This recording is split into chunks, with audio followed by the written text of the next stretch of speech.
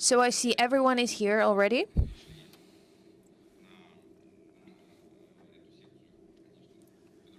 I'm sure that you had another motivation to come here to this session.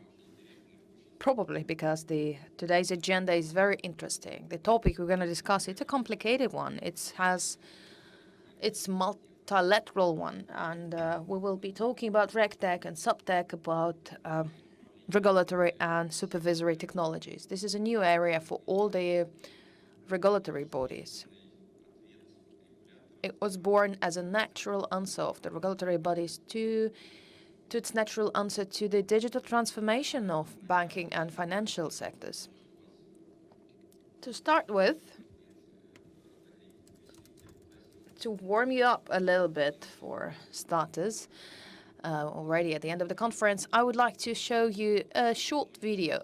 I like this video very much because in it you can see very well the problematics of the digital transformation of the banking sector. And also RegTech and SupTech as well is reflected in the video. Let's have a look at the video and then probably comment on that.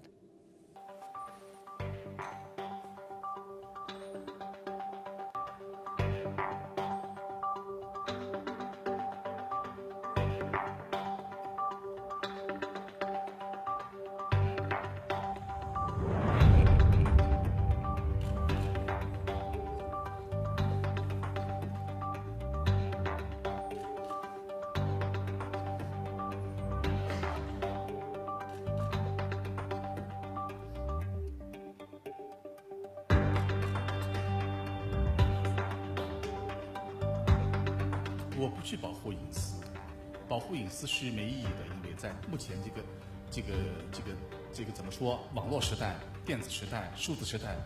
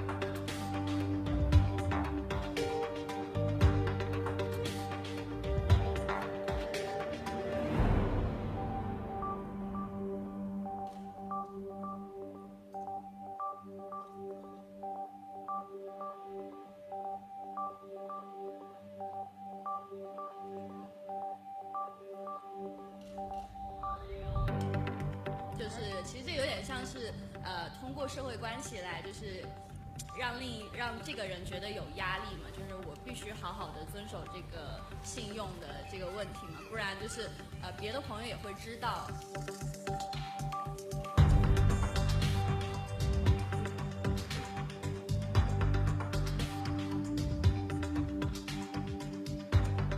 我就觉得还是提升每个人的信誉度吧，我觉得还是就是包括以后就是说会很便利吧，我觉得挺好的这个。对于这种就是老赖啊，我觉得就应该出台一些这种东西来限制他们。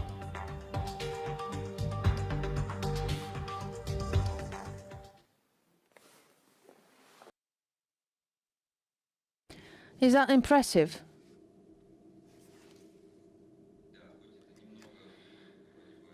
Yes, this might seem something from Orwell reality, but it's still, yes, it reminds us a lot, right? Orwell's book, but it's already a part of our life. This is not sci-fi any longer. Many technologies that has been shown in this video are used already in present, and they are used separately, but very soon, these united technologies of digital identification of a personality, remote identification, big data analysis, and it will work all together. Every person will be given a credit or like any kind of rating. There will be a full sharing of that information between the parties of financial or not financial market. There will be added reality technology, augmented reality, I'd say. Very soon, all above mentioned will transform the world we're used to. We will be sitting here on this panel looking, and I'll be sitting here, and I would be able to just use my smartphone to identify every one of you present here, and I will learn all about your credit rating, about your income, about your expenses, and all of the remaining information that might seem scary a bit, of course, but in my understanding, this is where the digital world is going right now. Whether we want it or not, it will be so in some time. This video was demonstrated not only to prove you the existence of those technologies, not only to let you know what kind of technologies are already used in the digital transformation of the market. I have shown you this video also because it shows very well the idea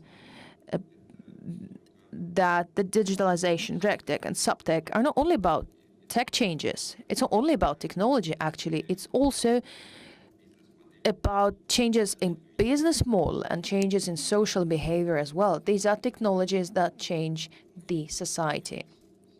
That is precisely why today we will be discussing this very important theme, because digitalization is so important for the society that the central bank cannot stand aside.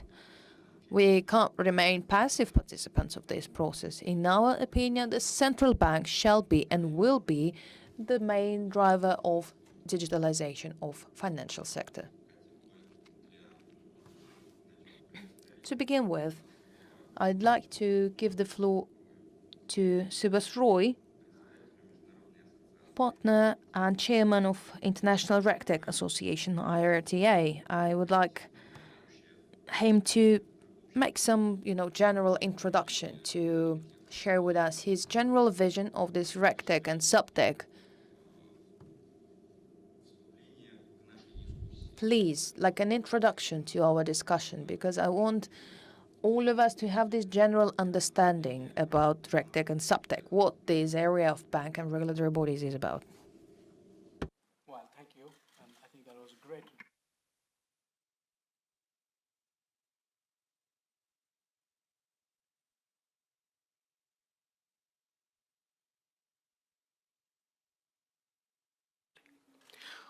Thank you, and that was a great introduction. I am Subhash Roy, and as Vasily introduced, I'm a partner in Olive Wyman, and I am the global chairman of the International Regulatory Technology Association, which operates across about 40 countries globally. IRTA is a not-for-profit organization, and it works with about 15 other international financial regulators across Europe, Americas, and Asia-Pacific regions. And I think some of the points, Vasily, you pointed out, let me start with that, and then I'll come back to the definition of RegTech and SupTech as we see growing internationally, and the international domination and its relevance to having an appropriate digital, financial, innovative ecosystem going forward.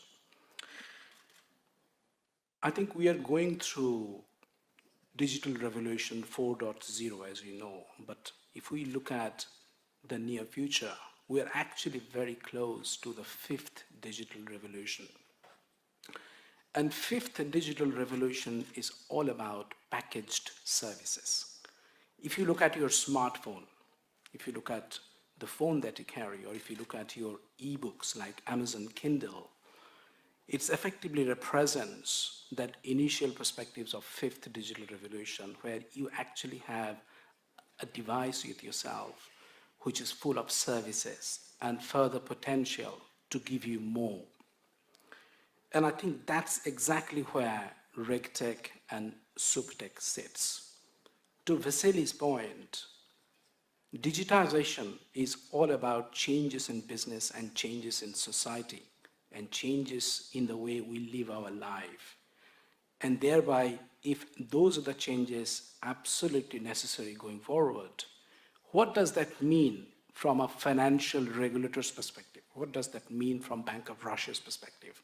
When the society changes, when the financial services around yourself changes, what does that mean to your future responsibility as the supervisory authority in the country? And I think that's exactly where RegTech, SupTech responds to. So what is RegTech?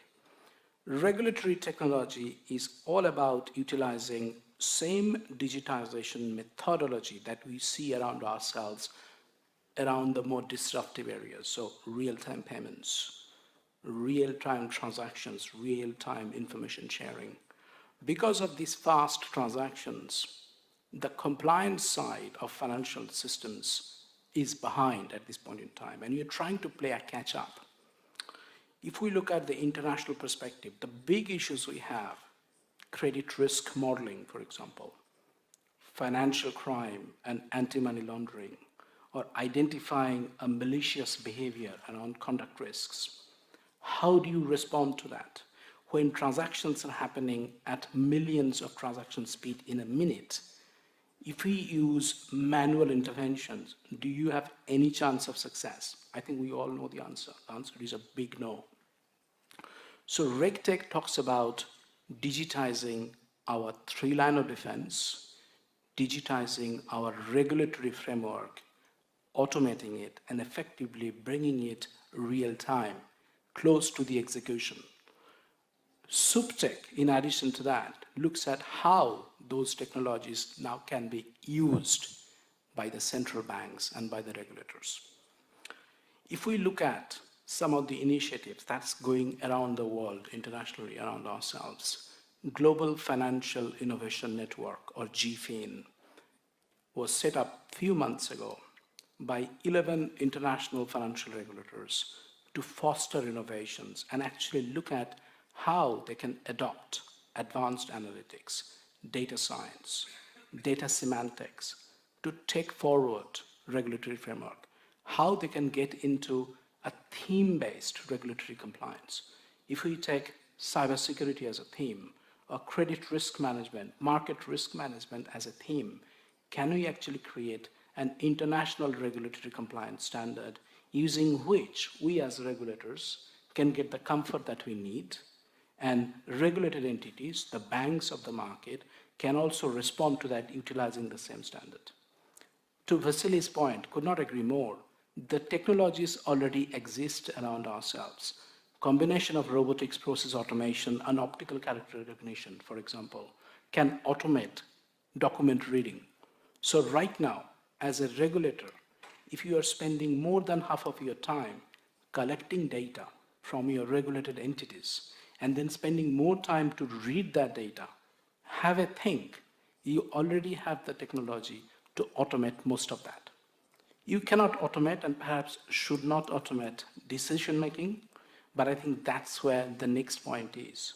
The point here is not about reducing the size of our workforce that we have within the central bank today, but changing, going up the value stream, doing more manual, menial work by the technology, whereas we spend more time analyzing the information that technology is putting together so that we know what exactly we are looking at. If I look at the international perspective of regulatory framework, I apply an 80-20 rule.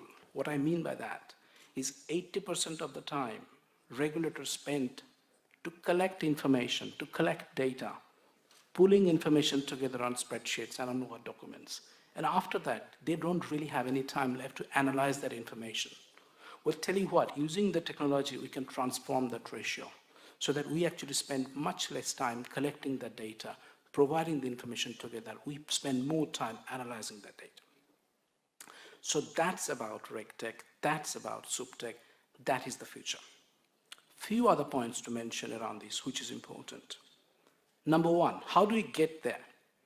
If we want to adopt that as a strategy for ourselves, how do we ensure that we deliver that going forward? In experience of doing it internationally with the UK regulators, Bank of England, FCA, Abu Dhabi Global Market, ADGM, Singapore, Australia, European Central Bank, Austrian Central Bank, I think organization and skills is one of the key factor here. How are we going to organize ourselves towards this digital transformation of our existing supervision, authorizations, and enforcement functions? What skills do we think is necessary? And how are we going to augment, bring in those skills to our existing workforce? We are seeing regulators for the very first time creating data management, data analytics group within their supervisory units. They are bringing in chief data officers so that they can actually bring in a data-driven journey going forward. The second point is around having a clear analytics strategy. Analytics strategy is then response to that point around 80% time you're spending on collecting data, 20% time you're actually spending to read it. Sounds surreal. But then what analytics strategy you are putting on to play so that in a period of 2 to 3 years, for example, you can change that. How are you going to instill that analytical mindsets? How are you going to train people? Are you going to create a data lake, which maybe sit on a platform like Hadoop from a technology angle? On the top of that, then can you then include new technologies like artificial neural networks, an initial set of machine learning mechanisms, which can then look at the data that's being submitted by the banks, look at the patterns of the risks that Vasily was pointing out, including credit risk rating maybe as an example, and then can predict the scenarios in the future. So as a part of that analytics strategy, how are you going to grow your analytic skill sets going forward is important. Number 3, technology landscape, very important. And this is about having a harmonious set of relationships and working between your technology team, between your technology part of the organization and your supervision, your authorizations, your enforcement unit. They need to work together. Digitization is about standardizing ways of working. You cannot have technology running their own ways of working and you are working in different silos. Digitization and silos are 2 different strands. If you want to digitize, adopt RegTech, you need to be able to integrate. And finally, ability to create an ecosystem, a collaborative innovation framework is absolutely important to deliver a successful SupTech in a central bank, in a regulator. And this is about creating that framework where you can work jointly. And this is promoted by yourself, this is administered by yourself, but you can work jointly with the market participants, with the banks on key topics. It could be market risk, it could be IRB, it could be modeling, it could be financial crime. But you need to go and do pilots on using different technologies. And that way, you promote innovation in the country as well. You bring in new technology companies, new RegTech companies. You demonstrate the banks also get benefits out of this. And finally, you go back to that innovative digital framework that Vasily has started. Thank you very much, Roy. It's an enormous set of technological solutions of very different kinds, from validation of models up to databases, controls, and complete modification of principles of financial reporting by financial organizations and their control. This set of technological solutions should ensure the permanent and efficient surveillance, supervisory, through its digital transformation. Why it is important for regulators? Because digitalization does change the whole business as far as financial sector is concerned. Its basic underlying principles through digitalization, banks will forget about the key principle that has been with us for many years. What is the principle? Know your client, KYC. Banking sector digitalization will conclude in KYD, know your data. And regulators should have a possibility to check and control bank data. For time being, regulators are not ready to accept full bank sector digitalization. This is why in every country, plans are being developed and works are being done for SupTech and RegTech, because traditionally regulators are in charge of capital, liquidity, reserves, traditional issues. Digitalization brings major risks into digital context, and risks are not from financial nature, but from technical nature. I would like to invite John Mason from Thomson Reuters. And I would like you, John, to explain us the main issue called data quality.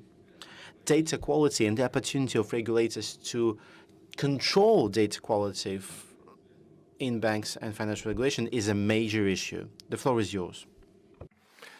Thank you, Vasily, and good afternoon, everybody. Let me just turn myself down in my ear. That's better. As Vasily alluded to, I work for Thomson Reuters, and therefore I tend to operate more, as we would say, in the weeds of implementing some of these solutions with our clients, mainly some of the largest banks in the world, working closely with organizations such as the central bank, as to how we can proactively and systemically deliver some of these solutions into the marketplace.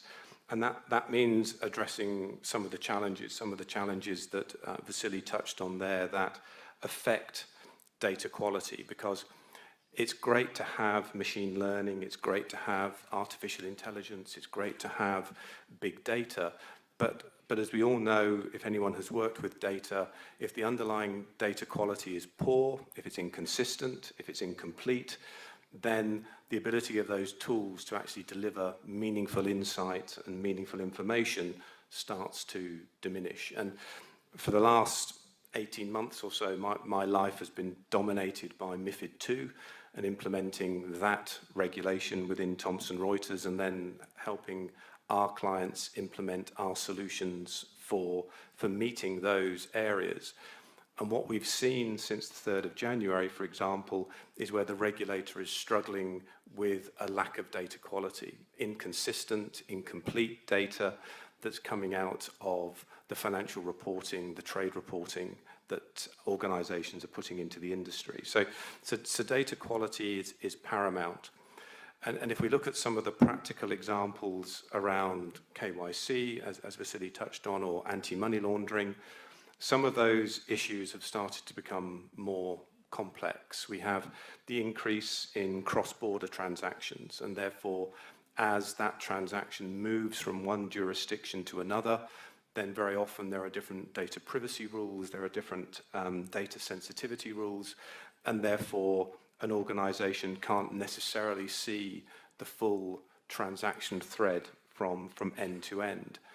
Often the issues are more simplistic. Very often a bank in one organization will have implemented one system and they would have implemented another system in another jurisdiction. Those systems record entity information differently. Sometimes, and we've all been there, someone will say, yes, but I put the derivatives through that particular system over there, and they get reported a different way. And all these local nuances start coming to the fore. And if you try to then aggregate that data so you can start looking at your anti-money laundering or your KYC tools, then it becomes very, very difficult to implement some sort of standardized solution and structure. The other challenges that the industry has been wrestling with is just the ongoing nature of change, be it increased focus of regulation, anti-money laundering, for example, very much focused around organised crime. Recently, or in the last few years anyway, is extended now to financing of terrorism or the anti-financing of terrorism, and therefore the increased focus has meant broader and greater requirements on the solutions. Likewise, ongoing sanctions, where governments try to implement foreign policy through the use of sanctions, again, just gives us a moving landscape all the time where you can't just fix a point and say, that's what we're trying to code to. And ultimately, when we talk about technology, it comes down to ones and zeros. It comes down to actually being implement what we want to implement. It's very difficult to implement a principle in technology. You've got to get a level lower than that. And those, again, are some of the challenges that we've seen in implementing some of the MiFID principles, where people take different interpretations when it actually comes to putting the nuts and bolts together within the software. So those sorts of challenges all drive and all contribute to a lack of data quality. And as I touched on, without that, it becomes very, very difficult then to put reliance on the analysis and the insight that the very sophisticated big data tools that are now available to us start to offer. So in terms of what we're seeing organizations do, yes, it's very much understanding what benefits we can get from big data, we can get from machine learning, AI, knowledge graphs, and all the great technology that is available to us. But it's also about not forgetting the pure fundamentals, and those pure fundamentals are still get the data right. It's still garbage in, garbage out when it comes to data analysis. And unless you're going to address those fundamentals, you can have all the technology in the world, but it's not going to deliver the benefits that ultimately you're after. And I couldn't help but feel in watching that video, which was a great video to start, but the phrase, the UK phrase that occurred to me, I don't know whether it translates, but with great knowledge or with great power comes great responsibility. And I think we're on the cusp of that great power, the sheer breadth and depth of data that is available. There's another saying in the UK, which is, if you're not paying for the product, you are the product. And if you look at Google, if you look at Facebook, if you look at those sorts of companies, which many banks are turning to now as role models as to how they should utilize the data that is at their disposal, then that relationship potentially that the bank has had historically with their client, which is one of absolute trust, is a very different relationship to, say, the relationship that an Amazon has or a Google has with its millennial client, which is much more around what can I get for free, and I don't really care if that's a bit of advertising that comes with it. And I think banks need to understand that if they want to move into that world, then I think they would need to expect that great restraint, that great control is going to come from the likes of the central bank, the likes of the supervisors and the SupTech, which needs to exist over the top.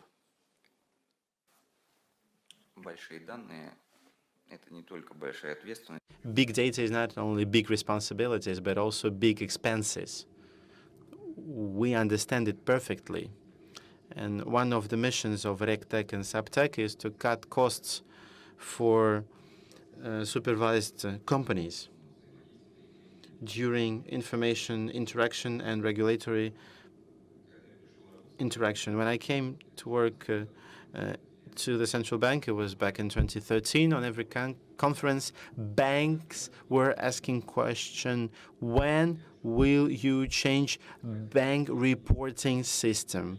We spend a lot of time. The system is obsolete. We need to sign and stamp tables. We learned from our international colleagues. You were waiting for more than 3 years for us to fulfill our promise. And we saw that central banks of other countries started to change financial reporting system from the principle of former-centric to the principle of data-centric. Our Austrian colleagues are an enormous source of inspiration and knowledge from us, and this is why we invited Florian Schuster in order for him to be able to share his experience with us and with you. The floor is yours, Florian. Thank you very much. I'm senior expert at Austrian Central Bank for the development of the common data model and cooperation with the banking sector. John already mentioned a lot of problems that you have with data quality. This was the case with us as well. It was especially troublesome during the financial crisis, a lot of inconsistency in the data between reports of a bank and between banks themselves.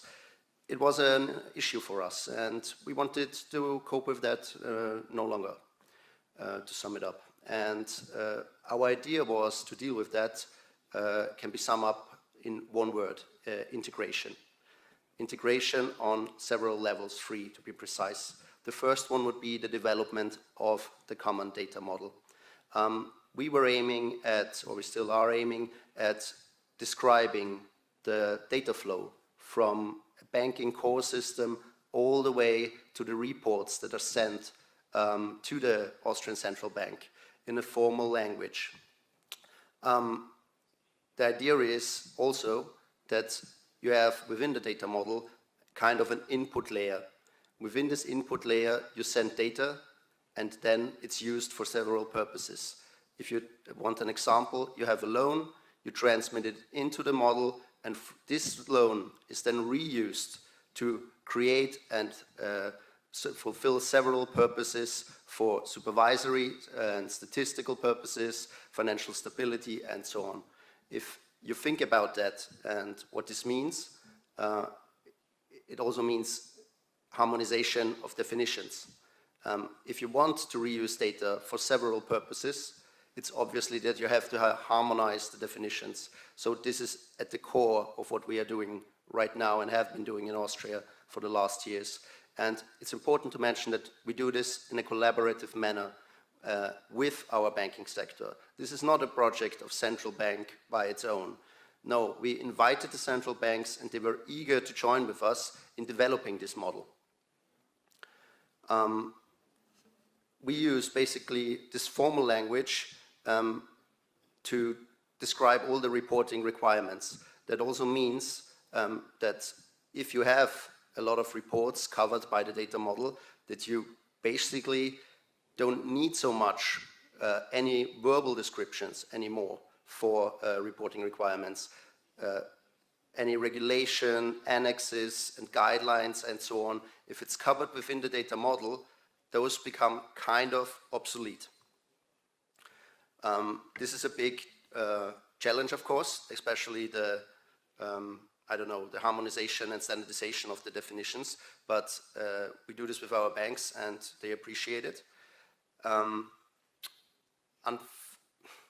They appreciate it, but it's challenges, of course. I want to go into that a bit later. And the second step that we wanted, the second level of integration, was to make use of all these harmonized definitions and of this unique data model. Obviously, you want to physically implement it. So we again approached our banking sector, and there were several options on the table, but in the end, the largest banking groups in Austria, who cover 90% of the market in terms of balance sheet volume and numbers of banks, decided to opt for a shared platform. So they decided to implement the data model on a one-on-one basis. To fully make use of the advantage you get, you just send in once a data, and this data is reused for all the reporting. This shared platform, and this is important to mention, is in no way mandatory. This is not required or regulated by us. As a central bank, as an entity, we still ask only the reports that are sent to us. Everything that is done with the data model, yes, we develop it commonly together, but it's not mandatory. I think it's important to mention this after yesterday's discussion. The banks decided for themselves that this is in their own interest. Obviously, they could deviate from the data model, but they don't do it. From my own experience, I can tell you they don't want to do this, because whenever you make changes to the data model, they would have to think for themselves what this implies to their version of the data model. So it's in their very interest to stick one-on-one to the model that we described together with them. And the third level of integration is an organizational one. Obviously, if you tend to centralize data processing, a lot of different organizational units and different warehouses don't make any sense anymore. So also at central banks, we found the need to kind of centralize all of the data management. It's no longer done in several departments, not on the product level. There is supervision, there is statistics, there is financial market stability. No, it's done with one department, it's unified, it's centralized.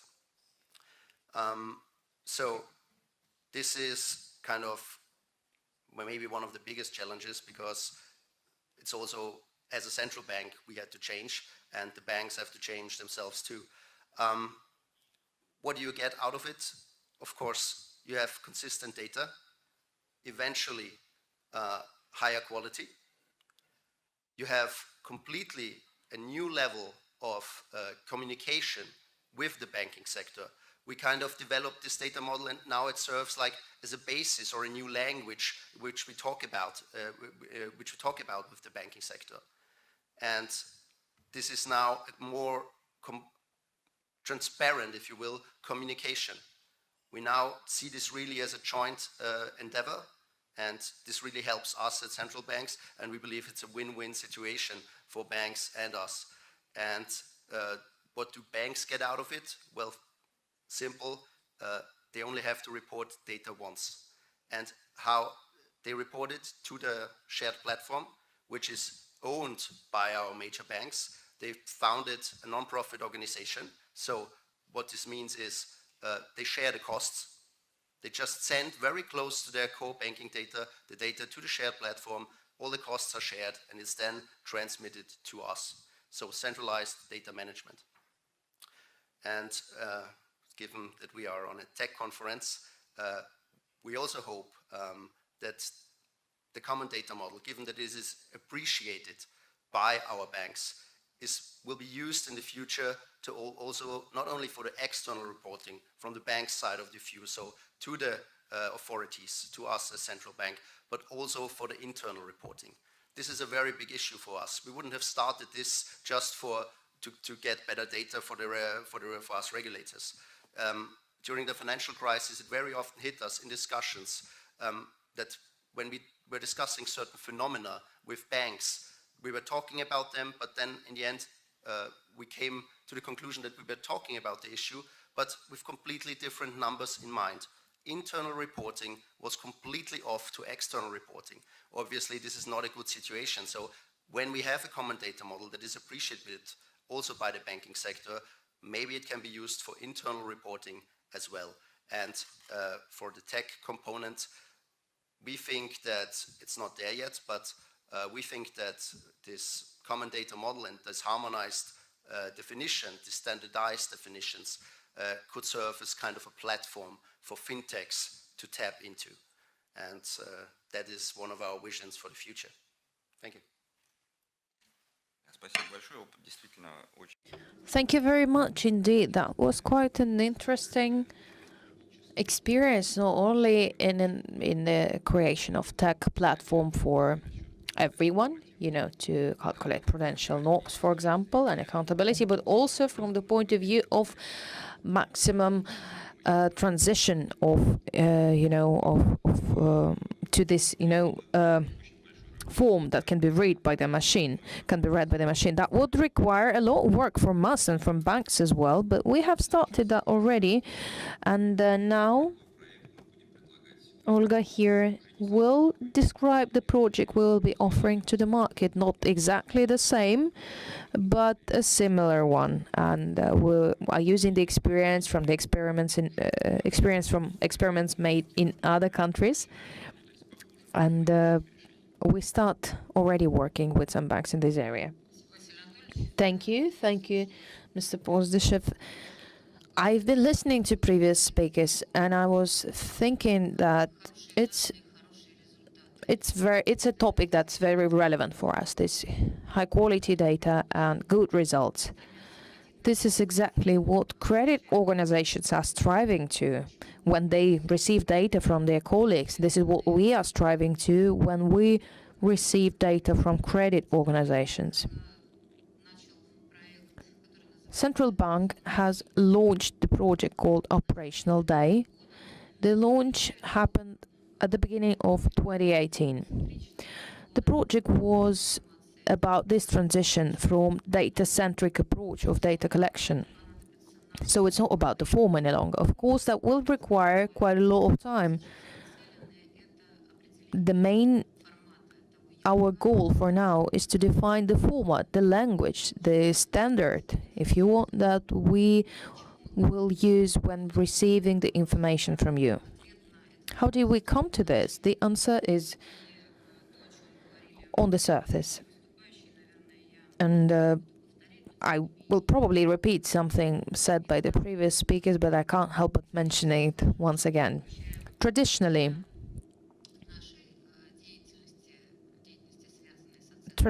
for financial evaluation of credit institutions, we have been receiving aggregated data. So this is data in tables, in previously set forms of reports.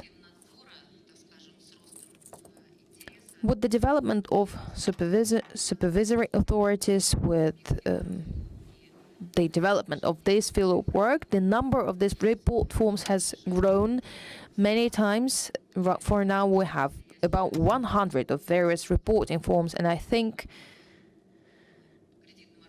well, if I ask, for example, credit organizations present here in the audience right now, if I ask you a question, please, is there anyone who would like to shorten the number of report forms? I believe it will be unanimous. I mean, everybody wants to have as less forms as possible. I see people smiling, and I take that as a yes.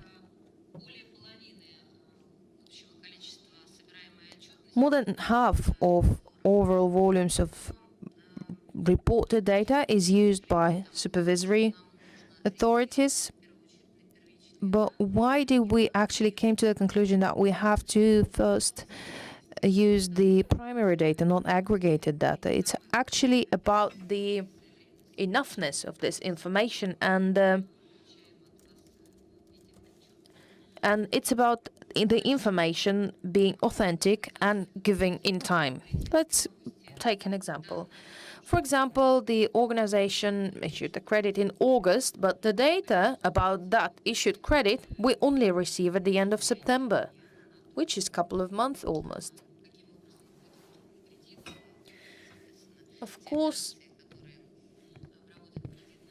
that information about that credit and the transactions and operations made by that organization a month and a half or 2 months ago, there is much to be desired here, let's say. And also, you're also using some, managerial accountability and a whole lot of other tables. The aggregation of all of that information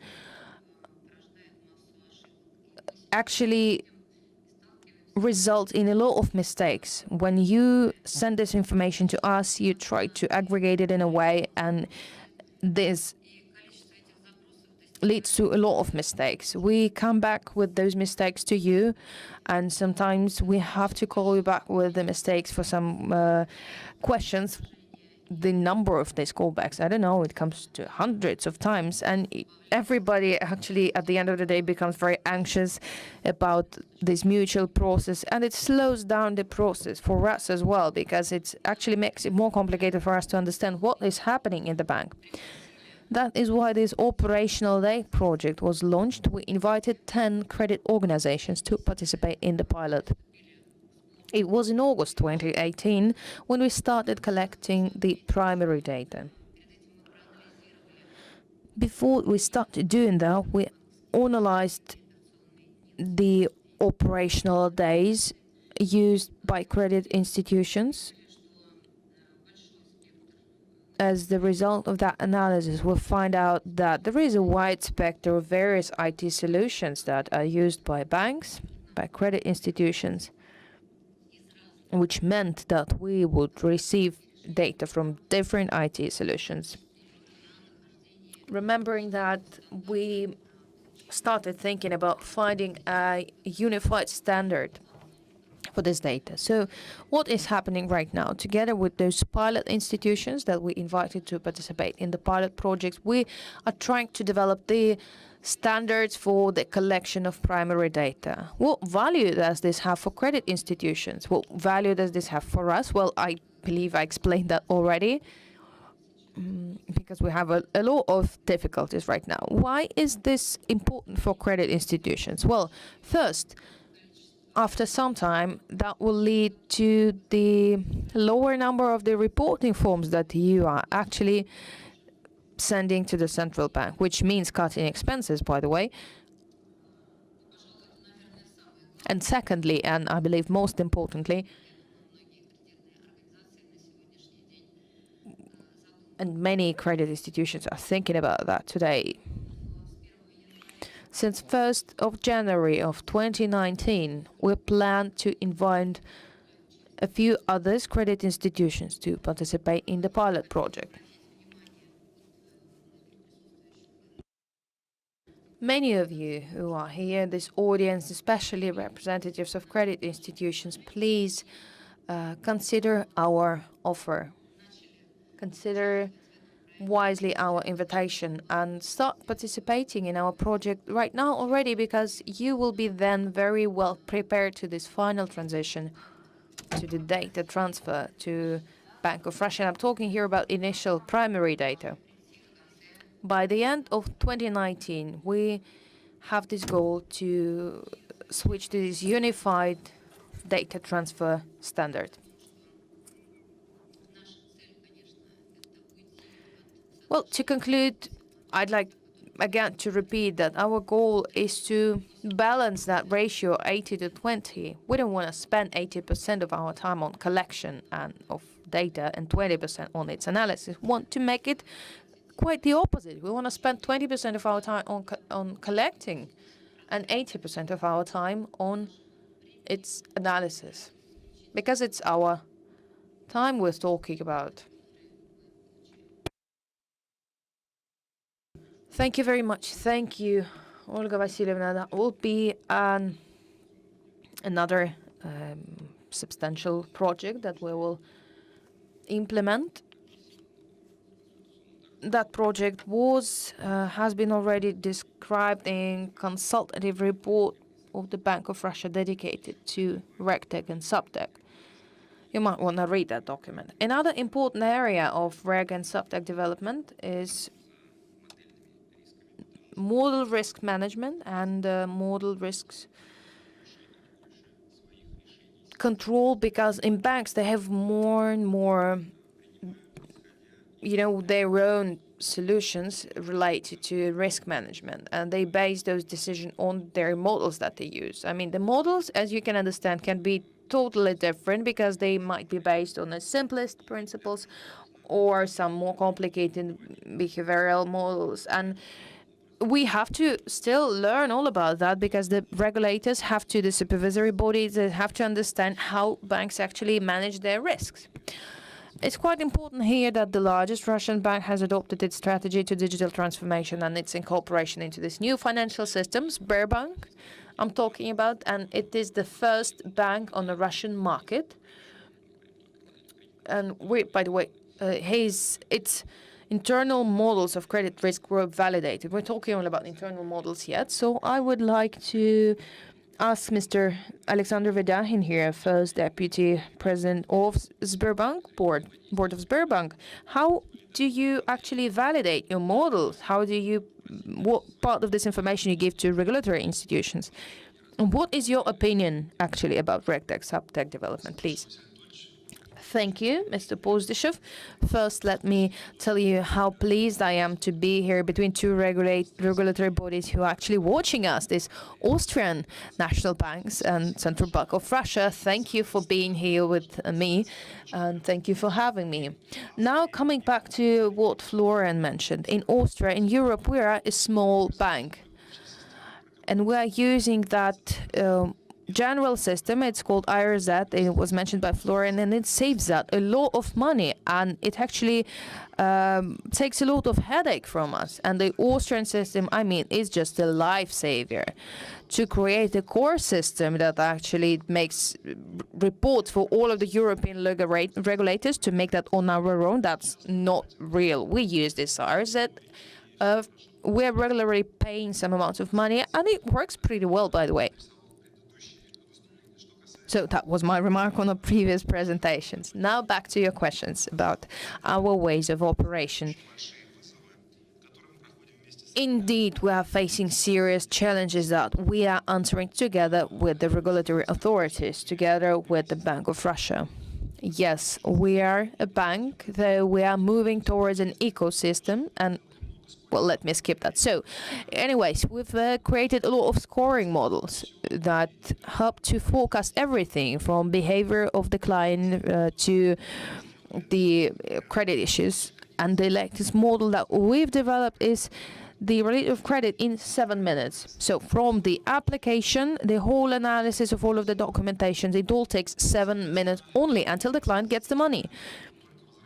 So the model risks are constantly growing. This is exactly what we've been discussing for a long of time with Vasily Anatolyevich, with our regulators, and it's a serious challenge for us. This is exactly the overlapping of RegTech and SupTech, because on one hand we have these super smart, good-looking, and high-quality models made by the bank, and then the regulator comes and gives its opinion. I think that we spent like endless hours together with validation group.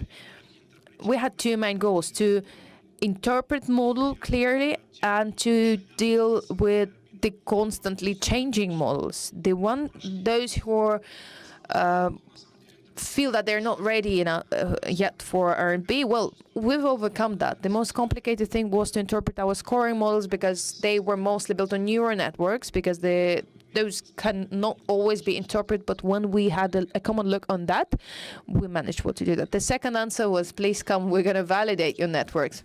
Yes, Vasily Anatolyevich can validate anything. That is true.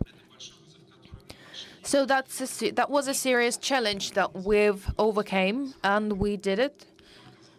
When we started, actually, we felt like we were doing very good. When we obtained the permit, when we succeeded, we realized that it's even better now, even better than it used to be when it was just good. Because those were our colleagues who looked into the depth of our processes.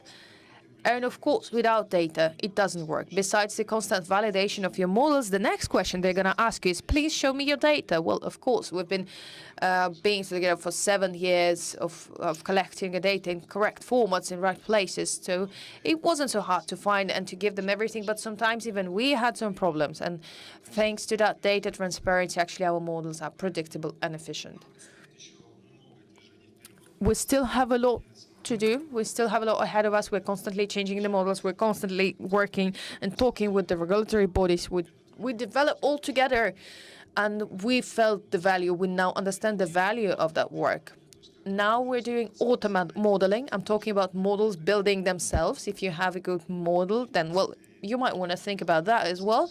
The model can actually build itself in like half an hour, and next 30 minutes, the model will validate itself, and it will then provide you a big, high-quality 100 pages of the validation report. So the model has validated itself. The other model validated the first one, and they prepared the report that was sent to Vasily Anatolyevich first.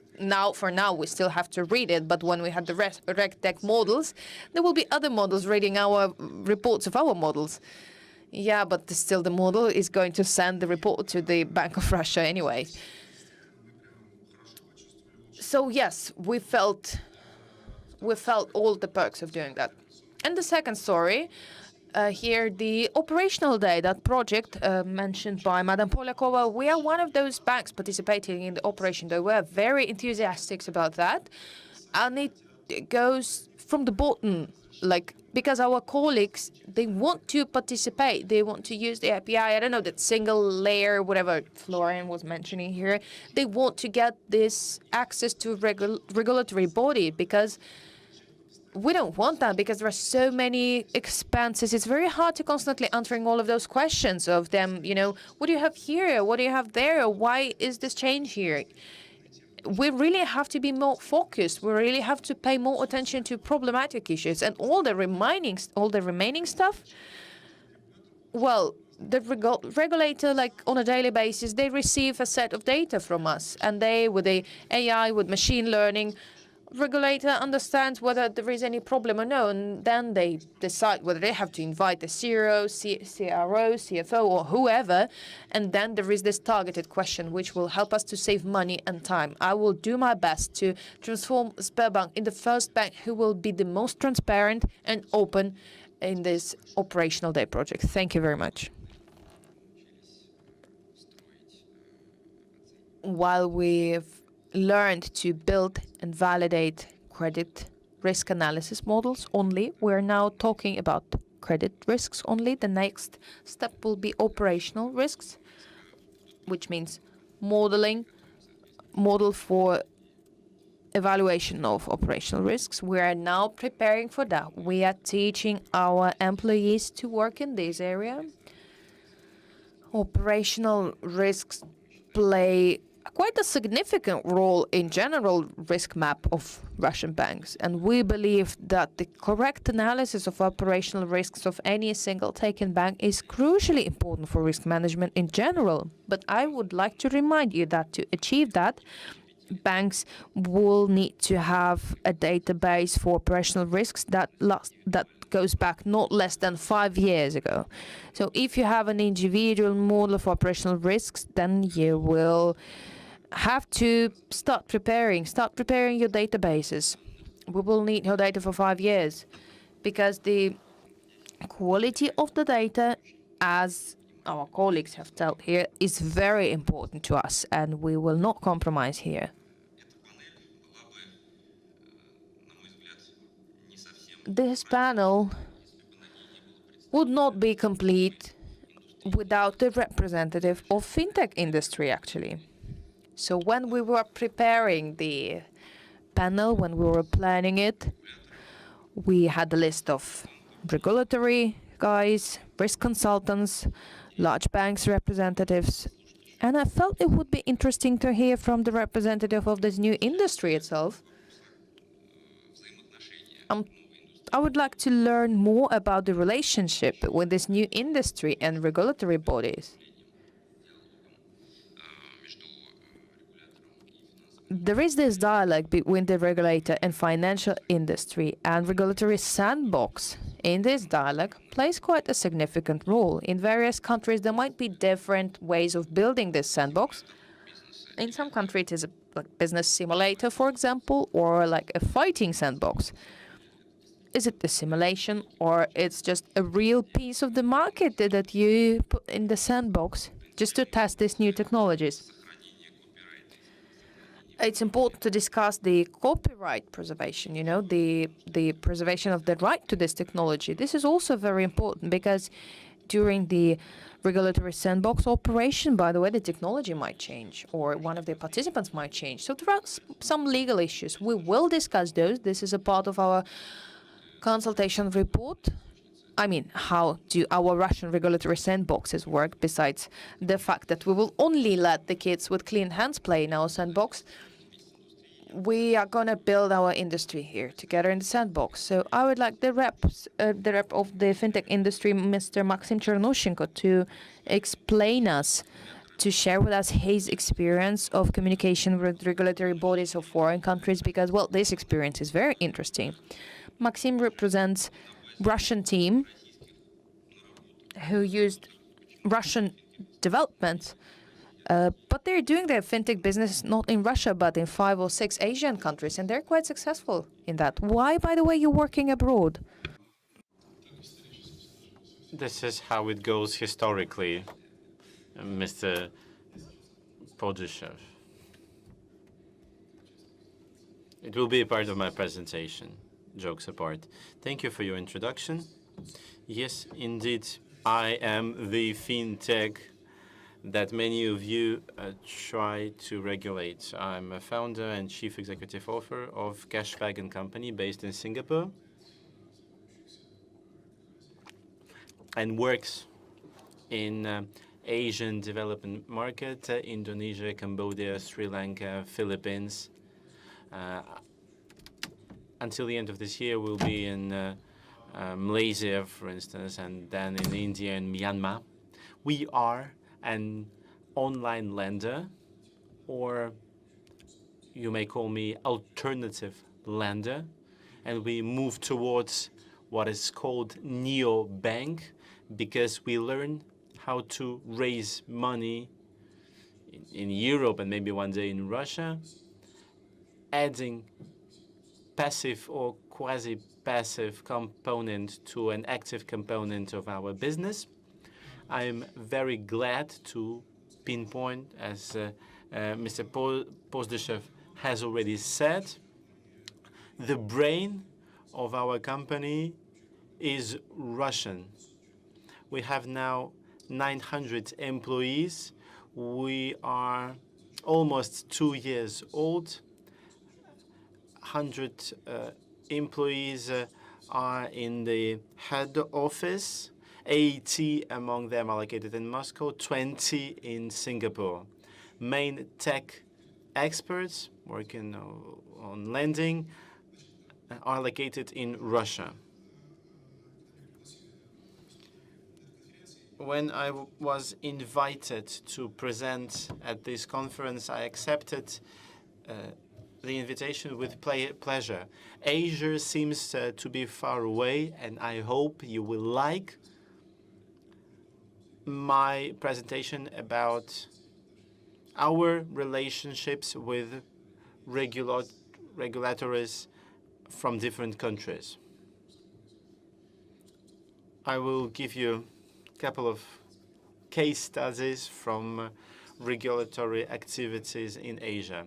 Well, I consider myself a lucky person because I'm a part of this wonderful movement of consumer finance and consumer lending industry construction. I lived in Vietnam, Malaysia, and I live now in Singapore. Asia is a unique place. 2/3 of a global population. It's big. You may know about Indonesia with 2 islands and 260 million inhabitants. Vietnam is nothing but a strip of beaches with 100 million inhabitants. It's a GDP growth area, 6 to 8% GDP growth annually if below citizens start to complain. Asia is also about the lack of instant money and GDP per capita. It's relatively low, $2,500 for Vietnam and Indonesia. And in Russia, it's 10.5 thousand. So countries are relatively poor. But the future seems to be quite bright. And people are ready to take credits. People need money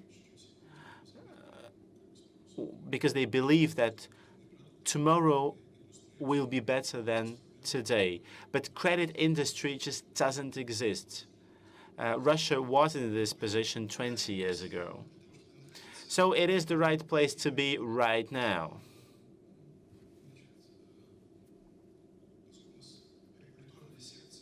Since we are talking about RegTech, I would like to express my gratitude to the regulator. Yesterday, I saw Mr. Gref and Mr. Tinkov making compliments to each other. I would like to compliment our central bank. It's quite a rare thing to hear from fintech. Regulation is for good. Thank you for regulating us, because it allows the industry to solve very serious problems. First one, how to solidify the industry, because if we try to fund business through P2P instruments, I mean lending, credits coming from private investors, you protect us from fraudful actions from bad competitors. Fintech has a low threshold of market access, and people are people. What should they be? This is why the central bank should watch on what is happening, eliminating bad players in order not to jeopardize the activity of good players. It is also very important for the regulator to guarantee the stability, the forecastability for a company. If the sector is regulated, it will not disappear tomorrow. This is important to attract investments. Business, as you know, always needs money. When I thought that regulation is good, it is important to understand that good regulation is good. Good is being a key word. It's not an easy thing to regulate correctly. I would like to give you two examples, two quite extreme examples from regulatory world: China and Thailand. As for China, I would like to talk about P2P industry development, lending of money from private depositors. This industry has been developing over 10 years with no regulation whatsoever. It became big, like huge.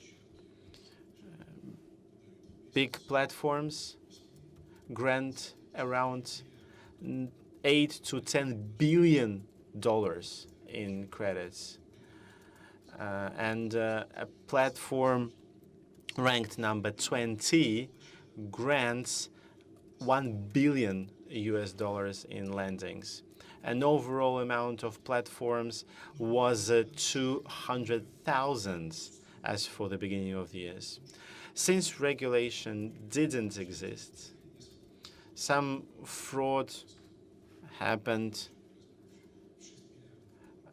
Some platform disappeared. One platform evaluated at $6 billion disappeared, and market went berserk. Investors started to take money out of platforms, and now P2P managers of platforms are not allowed to leave the country. This is how regulator works there. Let's go to the other extremity, Thailand. Interest rate cap is a very important parameter for our industry. In Thailand, an act was promulgated to keep this interest cap rate cap low, 15%. All credit industry for individuals went dark, became gray. Thailand has 60 million inhabitants, and now they have 100,000 of illegal money lenders, 100,000 companies. It's an incredible figure. A debt burden of an average family is around $10,000. and they need to pay it back to financial shocks. And GPD per capita is around 600 in Thailand. The government is quite nervous because credit means control, and lenders are not always good, but the government doesn't know what to do. It tries to do something like a microfinance license with interest rate cap 36%. It brought no results because you are experts in this segment. You cannot lend under 35%, and a nano finance license has been introduced. And next license will be FEMTA financing if you are affluent with your Greek. The moment has gone. The government can do nothing with that. Thailand is the only market Cashwagon is not present on, and other alternative lenders are not present there neither. And other startup products, Thailand is ranked among the less developed in Southeastern Asia.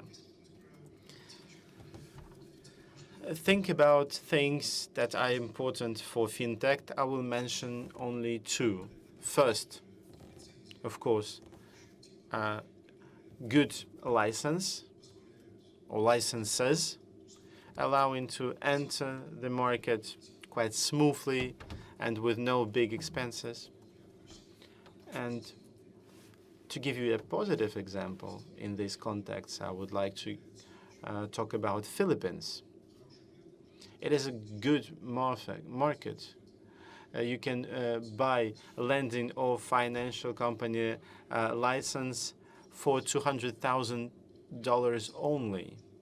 As a negative example, I can talk about Vietnam, with only 3 licensed companies in a microfinance. And next type of license after microfinance licensing is the financial company license, requiring around 22 million in capital. 16 companies are licensed. And what is happening that companies sell and buy those licenses. And the last transaction was around $150 million per one license, because these licenses are not delivered anymore. So many players use pawnbroker licenses, which is not good for the market. For fintech, it is very important to attract foreign investments, and Philippines is the most transparent and easy market because a company can be owned 100% by foreigners. In Cambodia, Indonesia, and Vietnam, they have a requirement that some shares should be owned. To be more precise, 51% shares should be owned by a local entity, what is called a local ownership. And because of that, companies really use some gray schemes. Among all markets we are working on, Indonesia is the most interesting and the most complicated market among all. Why? Because Chinese players are very active and present there. Talking about competition and where it comes from, it comes almost every time from China. It is true for Asia, and it is true globally. I cannot see any Chinese friends in the audience, but the way Chinese players work, they all have their own infrastructure. And for a guy not from China, they sometimes are not visible for quite a long time. In Indonesia, it was a great surprise. 3 to 4 months, OGK regulator closed 220 Chinese online platforms. They prepared themselves for quite a long. The regulator prepared itself quite a long, gathered information, and in one day, regulatory activity did that, and regulator discussed with Google directly to erase mobile apps of those companies from Google Store. It's quite a nice example of communication between a regulator and the company. What is surprising, the majority of those companies were not in Google Store. Apps were downloaded directly from their websites to the smartphones. And you know about technology. It is a very dangerous scheme because it allows companies to have full access to the phones. And the first activity that has been done by Chinese companies, there was a demand to get access to all system resources of a smartphone. Can you imagine? Potentially, frauds can be of all kinds. Your smartphone can work at unexpected moments. In China, for instance, as a security, they take your naked picture. If you fail to pay back, they will publish your naked picture online. This is what they use for security. These challenges motivated Indonesian regulator to respond, to give the most accurate response, to my mind. First, they started by gathering a team and send it to China to learn from Chinese experience. It's allowed not to do huge mistakes. Then, in Indonesia, they created a regulatory sandbox with a limited filings being delivered for license. This is when your company is included in a roster of possible future licensed companies. Only 60 filings were done in credit in the market and 20 in credit sectors. And of course, Wagon is listed among lucky companies.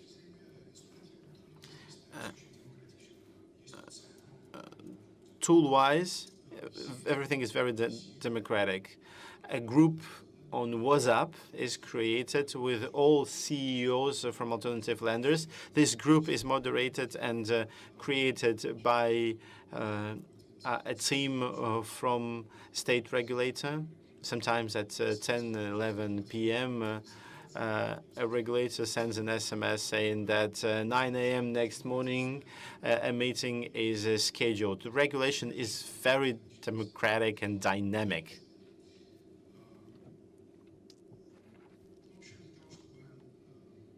Cutting long things short and finishing up high, I would like to say that this relation between fintech players and regulators are a key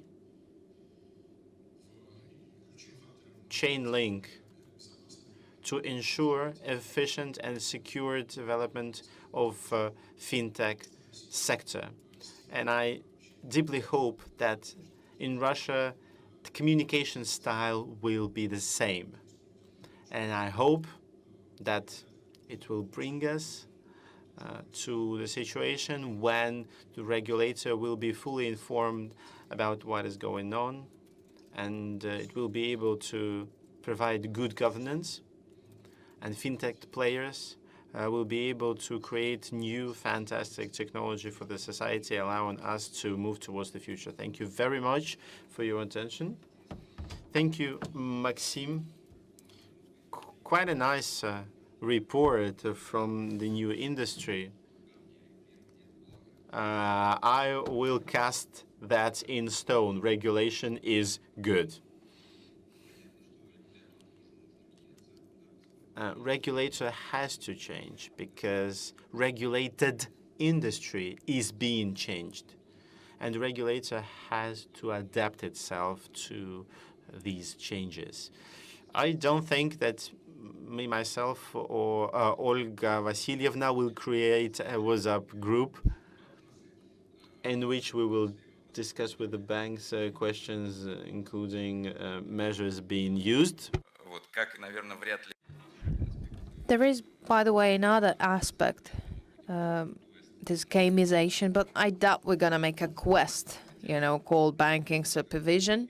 Though, bringing a little bit of humor and a little bit of a play to our work would be fun. I mean, that might be worth it. But jokes aside, I completely agree that the correct regulation is needed. It might be more or less rough or hard for you or us, but the correct regulation is actually needed because it helps you to visualize the perspectives of the market, and it provides the kind of sustainable business model, especially if we're talking about fintech and RegTech, SupTech regulators. Still, they have not come to any general conclusion in many areas, and they can actually change their opinions drastically in the course of 1 year, which how can we talk about any business development if we constantly change our opinion? So correct regulation provides for competition, correct regulation, and I was very pleased to hear that from the representative of the reg industry. 900 people, well, it's not a startup anymore. It's kind of big scale. Correct regulation helps to interest investors, because if you're not regulated or you're constantly changing the regulation, then investors will just be afraid of coming into your business. So we will build all of these new elements of regulation, both like new banks and all of the new elements of technology regulations, right? Because for now, there isn't any single standard in the world or even single approach for Reg and SupTech standards.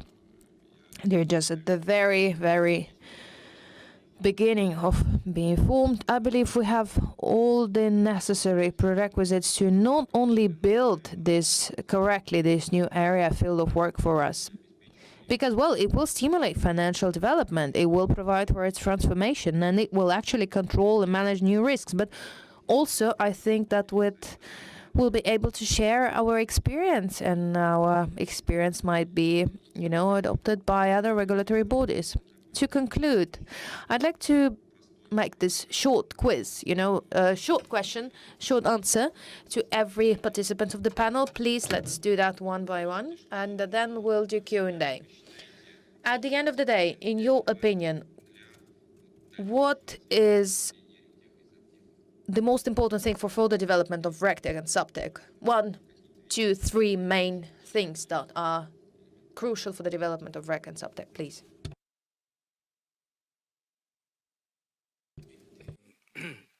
In my view and experience, is creating a collaborative framework, which I think other panelists already touched on. But how do we make it tactical in Russia? How do we make it work here? And I think the way to do this is to create a common data and a common reg reporting platform. That is quite fundamental. Effectively, you are then creating a way of working where the banks itself and you as the regulator are engaged in discussions and in actions to put together the information together. And that will help you to work across. I mean, credit was a great example, but operational risk, and then when you start getting into more principles-based regulations, cybersecurity, conduct, financial crime, utilizing common data models, utilizing common data semantics between the regulators and the market is fundamental to get the benefits. Number 2, the benefit of this is the investments into the market. I mean, if we look at the overall size of the RegTech market internationally, as of now, this year itself, $40 billion have already been invested by the venture capitalists, by the private equity firms, by the banks. 5 years ago, this industry did not exist. So to an example that, we have a fintech CEO here with 900 people, it's amazing because it has actually helped to grow a new economy, which is fantastic, isn't it, to have. It has helped to address that point around good regulations. And the third point, which is even more important, is that whole workforce of the future, organizations and the skills point. For us to be able to supervise the market better, we need to start understanding the new ways of working, new data analytics, finding the needle in the haystack. Utilizations of SupTech and RegTech is actually going to take us as a regulator to that.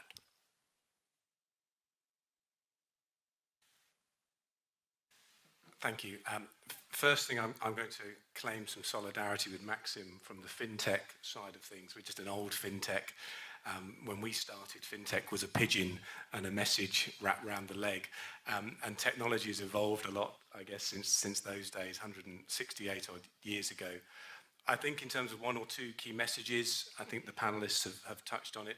Collaboration, not only between within industry, if you like, between the regulator and the participants, the market participants within that particular regulator's jurisdiction, but also across regulators. I think that would benefit both adoption, and I think it would benefit the cost of implementation to the industry.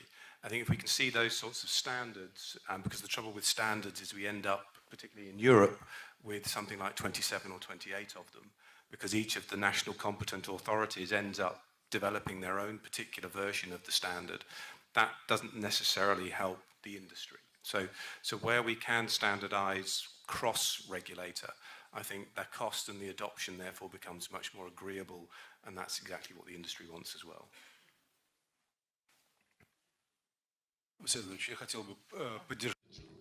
I would like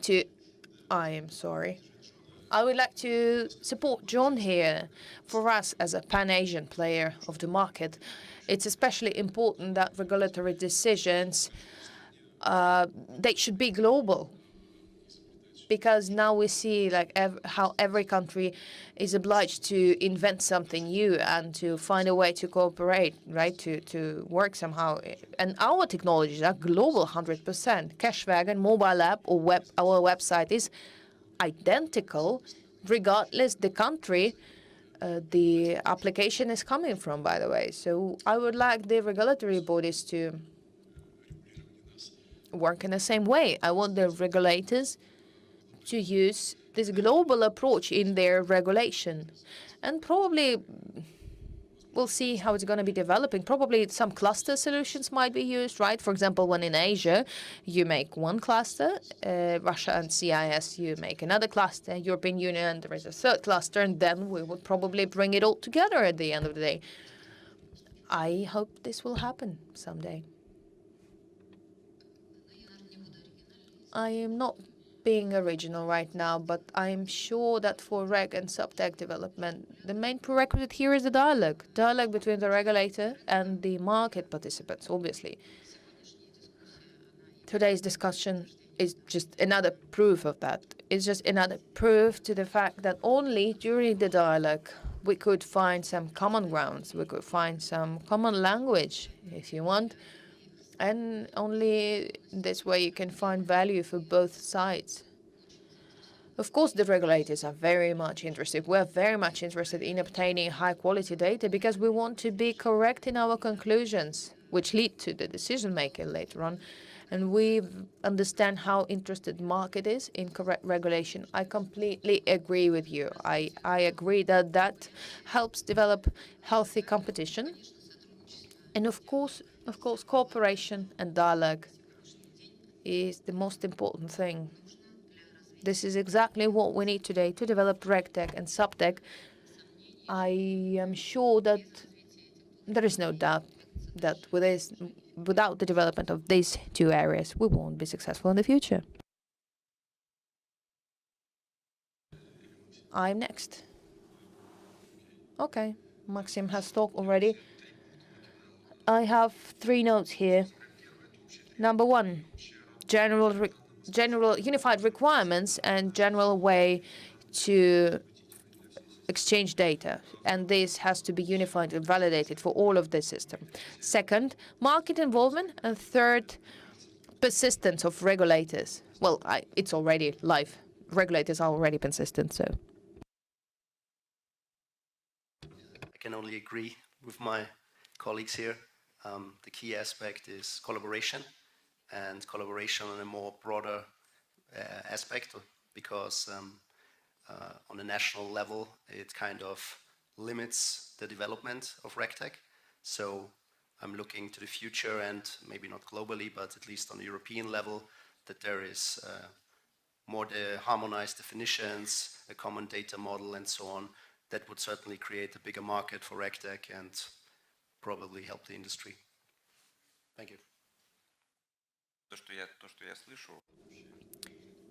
What I hear is that everyone thinks that the obligatory requirement for RegTech and SupTech development is